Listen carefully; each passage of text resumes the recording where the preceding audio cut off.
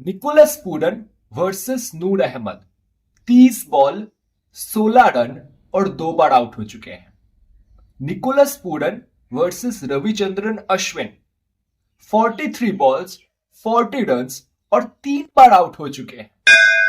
Nicholas Pooran versus Matheesha Pathirana 39 balls सिर्फ 46 runs और 4 बार out हो चुके हैं। अब सवाल यह बनता है मेरे दोस्त, क्या आज अब निकोलस पूरन को कैप्टन बनाएंगे? Hello everyone and welcome to Gyani Speaks YouTube channel where no individual is bigger than the game itself.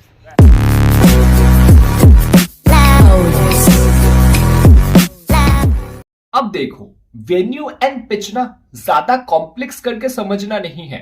बहुत ही सिंपल सा वेन्यू है, बहुत ही सिंपल सा पिच बिहेवियर है। कैसे?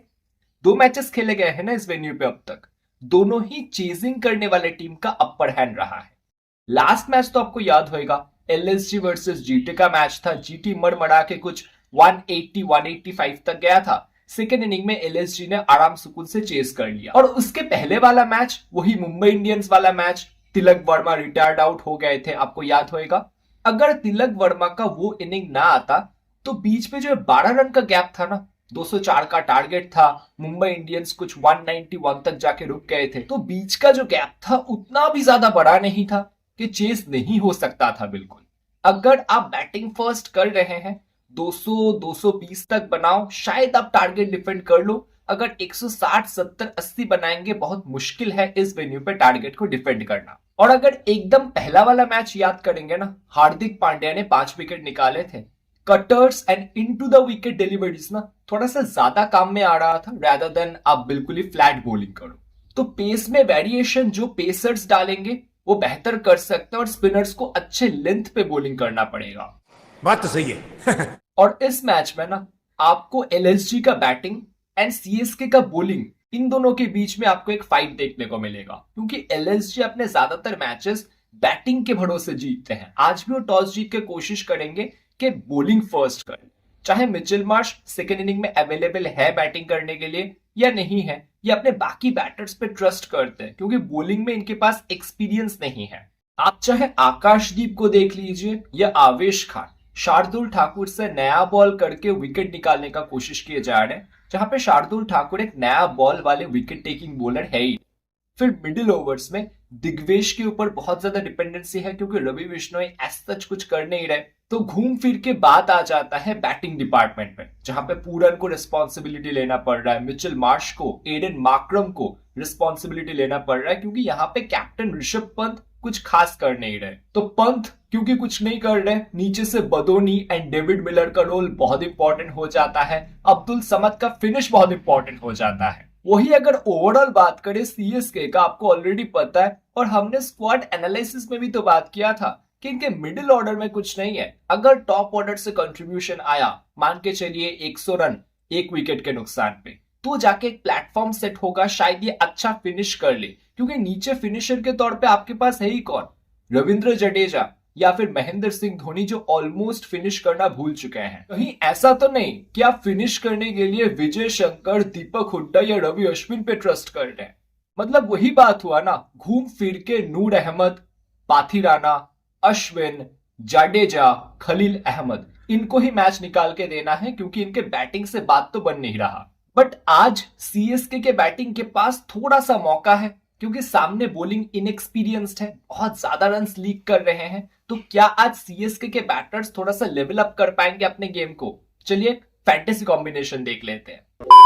अब ये जो विकेट कीपिंग सेक्शन आप देख रहे हैं, यहाँ पे आपके पास 4 ऑप्शन है। निकोलस पूरन इनफॉर्म चल रहे, ऋषभ पंत पिछले मैच में ओपनिंग करने आ गए थे क्योंकि मिचेल मार्श नहीं खेले, प्लस विकेट कीपिंग से भी पॉइंट्स देंगे, प्लस माही आपको दिख जाएंगे, जो थोड़ा सा नीचे तो आ रहे हैं बट अभी कैप्टनशिप कर रहे हैं, शायद थोड़ा सा ऊपर आ जाए, प्लस विकेट कीपिंग से भी पॉइंट्स देंगे, प्लस डेवॉन कॉनवे जो ओपनिंग करते हैं, एवर सो रिलायबल बैटर, उनको भी आप ट्राई कर सकते हैं। अगर डेवॉन कॉनवे का मैचअप देखेंगे, शार्दुल ठाकुर के सामने थोड़ा सा मैचअप है, 10 बॉल 8 रन, और शार्दुल इनको एक बार आउट कर चुके हैं।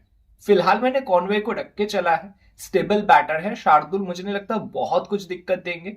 उनके साथ निकोलस पूरन तो डेफिनेटली, प्लस ऋषभ पंत क्योंकि पिछले मैच में ओपनिंग करने आ गए थे, प्लस विकेट कीपिंग से भी पॉइंट्स दे सकते हैं। अगर मिचेल मार्श खेलते हैं तो ऋषभ पंत के जगह मैं मिचेल मार्श को ले लूंगा। क्योंकि अगर ऋषभ पंत का मैचअप देखेंगे, पाथिराना के सामने है। पाथिराना मिडिल एंड डेथ में डालते हैं। ऋषभ पंत भी मिडिल ऑर्डर के ही बैटर है जनरली, पिछले मैच को छोड़ के।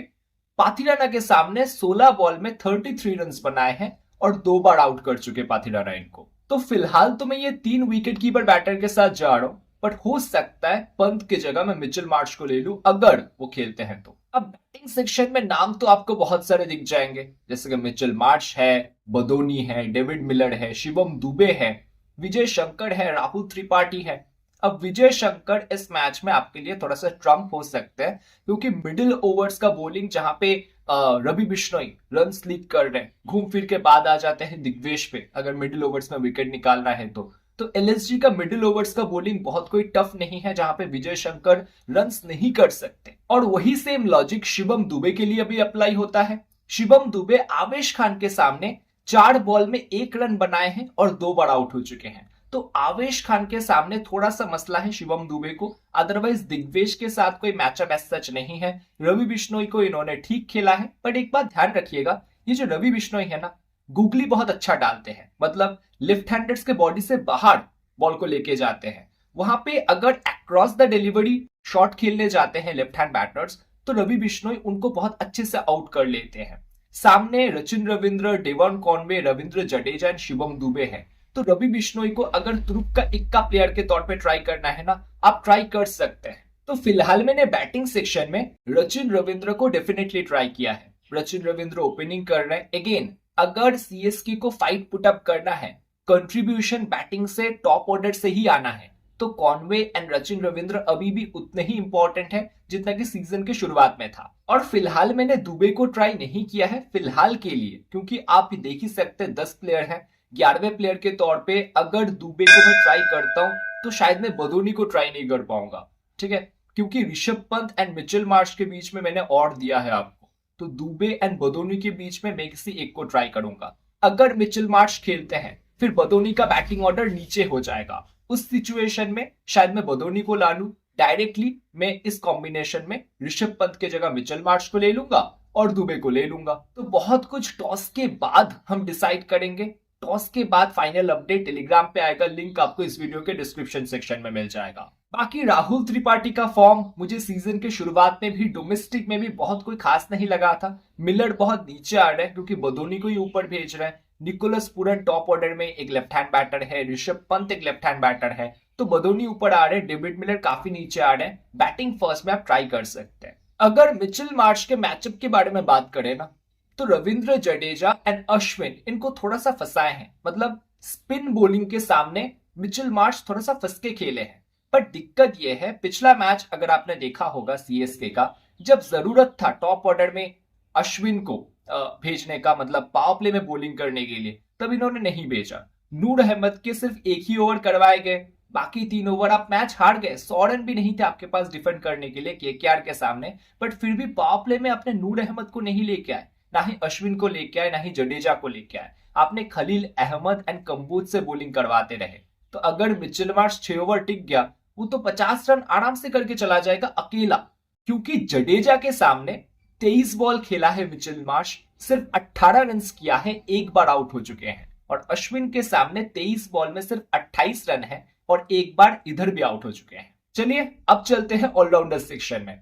एडन मार्करम डेफिनेटली एक चॉइस है, जिस तरीके से परफॉर्मेंस कर रहे हैं। चलिए बॉलिंग तो नहीं कर रहे, बट बैटिंग से काफी अच्छा परफॉर्मेंस कर रहे हैं। उनके साथ रविंद्र जडेजा नंबर 5 तक बैटिंग करने आ जा रहे हैं, प्लस 2, 3, 4 ओवर तो डेफिनेटली डालेंगे। सामने मैचअप भी इनका ठीक ठाक है।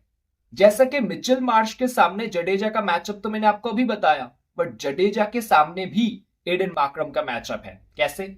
जडेजा ने 30 बॉल्स किया है एडन मार्करम को, 34 रन बनाने दिए हैं और 1 बार आउट भी कर चुके हैं। तो मिडिल ओवर्स में ना सही, पावर प्ले में अगर 1 ओवर जडेजा को दे दे, तो वहां पे वो Mitchell Marsh and Aiden Markram को, इनमें से दोनों में से किसी एक को ये ट्रबल कर सकते हैं। बट घूम फिर के बात वही आ जाता है, क्या पावर प्ले में जहां पे 2 राइट हैंड बैटर्स ऐसे हैं जो स्पिन को थोड़ा सा फंस के खेलते हैं, वहां पे जडेजा से 1 ओवर या 2 ओवर करवाएंगे महेंद्र सिंह धोनी? मुझे नहीं लगता। तो फिलहाल ये दोनों ऑलराउंडर्स मेरे कॉम्बिनेशन में हैं। अब चलते हैं बॉलिंग सेक्शन में। अब बॉलिंग सेक्शन में जो नूर अहमद है, पर्पल कैप के रेस में नंबर 1 पे चल रहे हैं, हम इनको कैसे छोड़ सकते हैं। चलो पिछले मैच में ओवर्स ही ज्यादा नहीं दिया गया, ज्यादा नहीं मिल पाया, तो इनको विकेट नहीं मिला। बट जनरली अगर बॉलिंग फर्स्ट हो या फिर बॉलिंग सेकंड में भी अगर सीएसके ठीक ठाक रन बोर्ड पे पुटअप करता है, 20वें ओवर तक मैच जाता है, तो नूर अहमद इंपॉर्टेंट होंगे। Khaleel Ahmed with the new ball, और आज खलील अहमद वर्सेस कौन है? Mitchell Marsh. Khaleel Ahmed versus Aiden Markram. अगर मिचेल मार्श नहीं खेले तो Khaleel Ahmed versus Rishabh Pant and Aiden Markram. दोनों ही अच्छे फॉर्म में चल रहे हैं, specially Mitchell Marsh and Aiden Markram. Khaleel Ahmed को अगर with the new ball swing मिले, विकेट मिले तो बहुत अच्छा, अदरवाइज डेथ में जाके ये बहुत इफेक्टिव नहीं होते। बट एक चीज नोटिस कीजिएगा, जिस दिन खलील अहमद को with the new ball wicket मिला, वो डेथ में जाते जाते भी एक विकेट और लेके चला जाएगा। अब फिलहाल सेफ साइड पे रहने के लिए खलील को तो मैंने रख लिया है नूर अहमद के साथ, और उधर से शार्दुल एंड दिग्वेश जो कंसिस्टेंटली विकेट निकाल रहे हैं। शार्दुल पावर प्ले में भी 2 ओवर्स आ रहे हैं, डेथ में भी डाल रहे हैं 2 ओवर्स, इसीलिए इंपॉर्टेंट हो जाते हैं। प्लस जरूरत पड़ने पे थोड़ा सा बैटिंग से पॉइंट्स दे सकते हैं। दिग्वेश तो क्या ही कमाल कर रहे हैं। अब यहाँ पे ना खलील अहमद के जगह आवेश खान को ट्राई कर सकते हैं। आवेश खान के मैचअप्स मुझे काफी अच्छे लगे हैं, स्पेशली जो lower down the order batters है ना सीएसके का, उनके सामने आवेश खान काफी अच्छे मैचअप्स रखते हैं। क्या पता 2 विकेट निकाल के आपको दे दे, और अभी एक एक विकेट का 30 पॉइंट्स मिल रहा है। तो हाँ जी दोस्तों, ये जो कॉम्बिनेशन आप देख पा रहे हैं ना, यही फिलहाल मेरा सेटल्ड कॉम्बिनेशन है। 11वां प्लेयर क्या मैं बदोनी को ट्राई करता हूँ या शिवम दुबे को, मैं टॉस के बाद डिसाइड करूंगा। मिचेल मार्श खेल रहा है क्या उसके ऊपर, क्योंकि मिचेल मार्श खेलेगा तो शायद ऋषभ पंत के ऊपर मैं मिचेल मार्श को लेके चला जाऊं इसी कॉम्बिनेशन में। Captain Aiden Markram almost fixed है। सामने मैचअप बहुत कोई खास नहीं है। जडेजा और नूर ने थोड़ा सा दिक्कत दिया है। नूर आएंगे 6 ओवर के बाद। नूर अहमद के सामने 25 बॉल में 20 रन बनाए हैं और 1 बार आउट हो चुके हैं। बट फिलहाल मैंने एडन मार्करम पे भरोसा दिखाया। अगर एक अच्छा स्टार्ट मिल जाता है एडन मार्करम को, तो कैलकुलेटिवली एग्रेसिव अप्रोच दिखा रहे हैं, ना कि मारधार करने को देख रहे हैं। अब निकोलस पूरन को ही देख लीजिए। जैसे कि पिछले मैच में उन्होंने कहा कि कभी कभी ना मैं खुद को ही सरप्राइज कर देता हूं, ऐसे शॉट्स में खेलता हूं। नेक्स्ट बॉल में मैं कॉन्शियस आउट खेलूंगा, मुझे खुद को एग्जैक्टली पता नहीं होता, जैसा बॉल आता है उस हिसाब से मैं शॉट को प्लान करता हूं।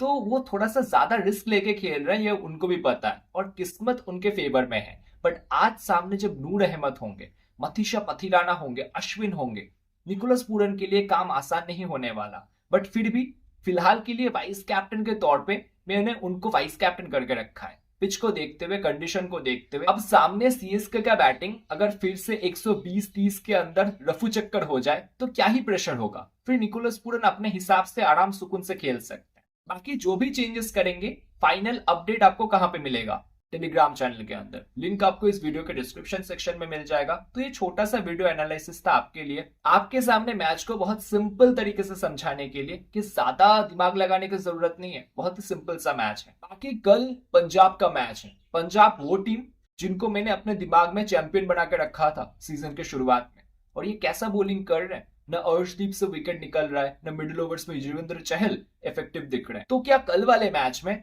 मेरा फेवरेट टीम इस सीजन का पंजाब किंग्स कमबैक कर सकते हैं? आपको क्या लगता है? चलिए बात करेंगे कल इसके बारे में। कल का वीडियो मिस मत कीजिएगा इसी चैनल पे। कहां पे? ज्ञानी स्पीक्स यूट्यूब चैनल पे। चैनल को सब्सक्राइब कर लीजिएगा। ये वीडियो पसंद है एक लाइक कर दीजिएगा, हो सके तो शेयर भी कर दे, और कमेंट करके अगर कोई सवाल है आप बिल्कुल पूछ सकते हैं। ध्यान रखिएगा अपना। शुक्रिया आपका।